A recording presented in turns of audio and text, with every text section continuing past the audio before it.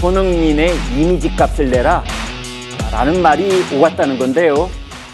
손흥민 선수의 아버지인 손웅정 감독의 피소 사건 후폭풍이 계속 이어지고 있습니다. 손 감독의 훈련법을 학대로 볼 것이냐, 사랑의 매로 볼 것이냐. 이제 여전히 평가는 엇갈리고 있는데 법적으로는 이미 결판이 나 있는 문제입니다.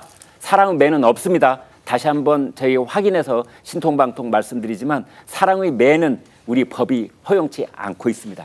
그런데 아무튼 이 문제가 갑자기 합의금 문제로 불거지기 시작했어요. 네, 일단 본질적으로는 이제 실제로 아동학대 피해가 있었느냐 없었느냐가 중요한 부분이고요. 다만 이제 이렇게 합의가 이루어지는 과정에서 왜 피해 변제가 되지 않았느냐, 결렬이 됐느냐 이런 것들이 궁금해질 수 있는데 양측의 입장이 굉장히 다른 상황입니다.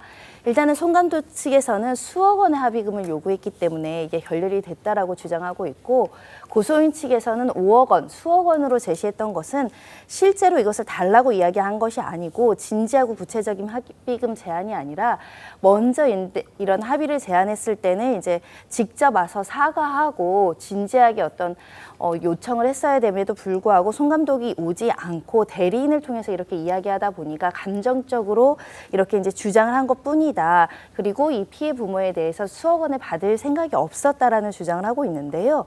이에 대해서 다시 반박을 하고 있습니다. 손 감독 측에서는 처음부터 합의금으로 이렇게 수억 원을 진지하게 이야기했고 그러면서 이제 그 손흥민 선수를 거론하면서 광고며 이적료며 이미지 마케팅하는 비용이 얼만데 돈이 아까운 것이냐 이런 이야기를 해서 또 손 감독 입장에서는 아버지와 또 아들은 별개인데 왜 아들 이야기를 하는지 이게 왜 일반 사건과 다르게 취급해야 되는지 모르겠다라는 입장을 보인 것으로 알려지고 있고요.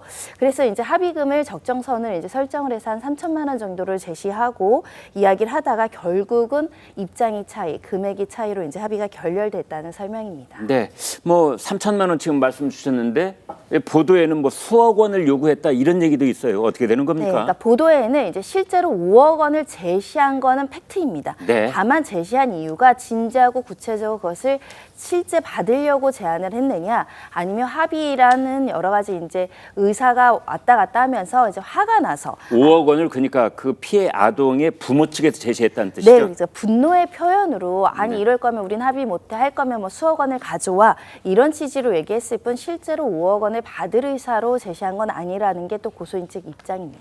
조금 본질적인 문제로 들어가서요. 한때는 이제 이 아이를 그 이제 축구 아카데미라고 하는 아이 어떻게 보면은 이제 먼 훗날까지 장래를 결정짓는 그런 중요한 교육을 맡겼던 셈이고 이제 그 아이하고 이 손흥전 감독은 이제 스승과 제자 사이가 되고 이런 건데 그래서 거기에 어떤 학대가 있었다는 그 의혹 제기와 함께 그걸 해결을 할 때 결국은 돈 문제로 해결을 하는 겁니까?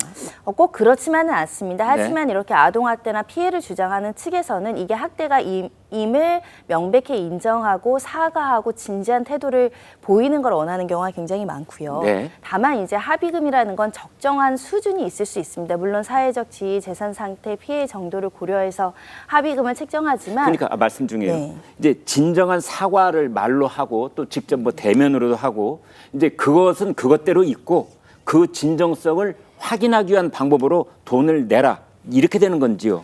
아니요, 그렇지는 않고요. 그러니까 예. 돈이 없어도 합의가 될 수 있고 예. 다만 이제 일반적으로는 피해를 입었으면 그에 상응하는 위자료라는 손해배상 채권을 갖게 정신적인 되기 때문에요. 위자료? 네. 그런 부분에 있어서는 서로 손해배상을 적정하게 합의할 수 있고 이게 안 되면 이제 민사적으로 손해배상 청구를 해서 받는 것이거든요. 네. 다만 이렇게 이제 피해자 가해자가 직접적으로 합의를 주선하거나 대화하다가 또 감정적인 다툼으로 이어지는 경우도 하긴 있기 그렇더군요. 때문에 네. 보통은 변호사들이 대리하는 경우가 많습니다. 네. 손웅정 감독으로서는 이 손흥민 선수의 앞길, 자기 자식의 앞길, 뭐 이런 생각이 늘 머릿속을 떠나지 않았을 것 같기는 합니다. 어떻게 영향을 미칠까, 뭐 이런 걱정을 했을 법한데요. 합의금에 대한 양측 입장이 이제 완전히 다른 겁니다. 이제 이런 과정 향후 수사에 어떤 영향을 미칠지 궁금해지는데요. 설주환 변호사님, 네. 결국은 지금 오고 가고 있는 이런 다툼의 발언들 이것들이 다 재판에 영향을 주는 겁니까? 실제 수사기관에서 이 부분과 관련해가지고 이제 합의 여부라는 것은 양형 예. 이런 부분에 영향이 있거든요. 수사 다음 그다음에 이제 뭐 수사가 끝나면 이제 재판에 넘어가겠지만은 네.